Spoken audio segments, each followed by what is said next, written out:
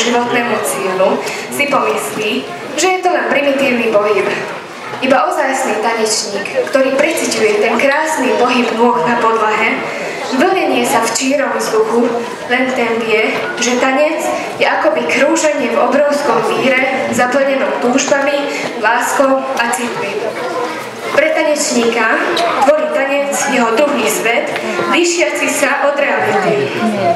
Možno to tu mnohí z vás nezažili, ale ten pohľad na jej pohyb, keď ladne pohybuje telo, je v súlade s hudbou. Je to krásny pohľad. Vie do svojich tanečníkov vložiť neskutočne veľa energie a lásky. Odovzdáva nám toľko lásky, koľko je jeden človek schopný dať. Je našou oporou. Otvára nám cestu tanca, cestu plnú hudby, pohybov, relaxu. Naučila nás, že tanec nie je pár obyčajných krokov pre zábavu, ale že je to cítenie vychádzajúce z našich srdc. S ňou sme dokázali to, čo by sa bez nej nedalo. Spravila z nás majsterky Európy. A za toto a za mnoho vecí, ktoré sa na papier napísať nedajú, ďačíme úžasnému človeku, ktorý má dnes za sebou ďalšiu kapitolu života za sebou.